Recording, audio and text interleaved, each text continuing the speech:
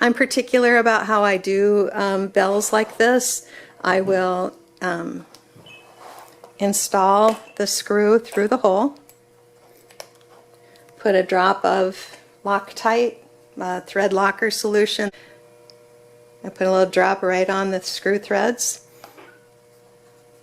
so I have a little bit wet there, and then I install the bell on it, get it started by hand, and then I have a little electric powered screwdriver, and I have the clutch set relatively low, so it doesn't really screw it down really tight, and I'll show you why in a sec. Tighten this down until the clutch starts letting go. Then what I do when I install a bunch of these bells is I look at them and I get them roughly aligned when I use the electric screwdriver, but obviously they aren't aligned correctly. So I will take, these are on loose enough that I can rotate them very slightly, get them perfectly aligned, or as perfectly as I can.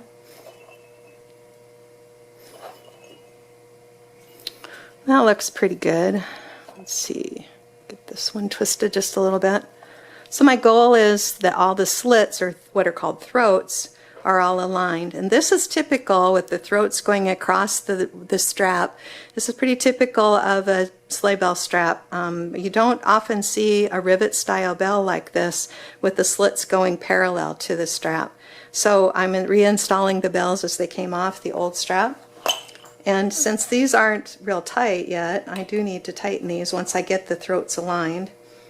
And I, in my interest of being particular, will tighten them up sufficiently, but I also try to align the slits in the screws. This one's almost aligned, but it's not really tight, so I need to go another half turn. You don't want to crank down on brass and bronze fasteners, or you'll strip them out, which creates a lot of problems, so don't get too crazy with this if you try it on your own.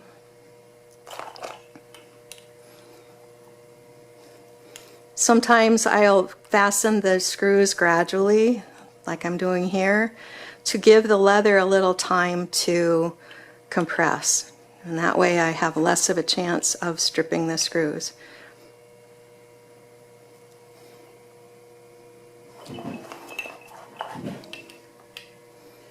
So there's the last one of the bunch.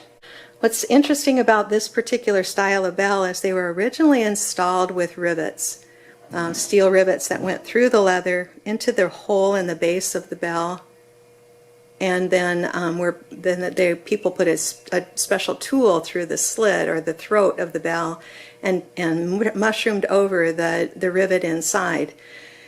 I found out a long time ago that I don't have the fixturing necessary, and I don't have enough information to recreate the old fixturing, so I went to another historically accurate method of using these screws instead. What's cool about rivet bells is they have these prongs at the end, around the hole in the bell, and these bite into the leather and then keep the bell from turning on the leather strap. So a lot of people, when they're working with bells like this, will sand off the rivet, but they'll also sand off all these prongs, and then you end up with a bell that can't remain located accurately, because the leather does shrink as it ages, gets a little bit thinner, and you want something to hold these bells in place. It looks really messy when you have bells on a strap that don't have a nice alignment like these do. So if you are working with rivet bells, please don't sand off these prongs.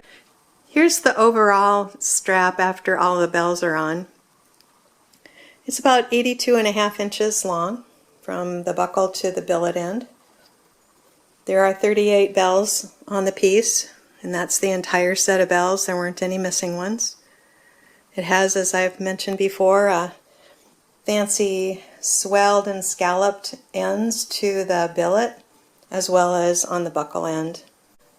The bells on this strap have not been cleaned or polished. They are being used as is. And the back side of the bells, they were originally installed with rivets, and I use a solid brass finish washer and screw to reattach the bells. works better in the long run.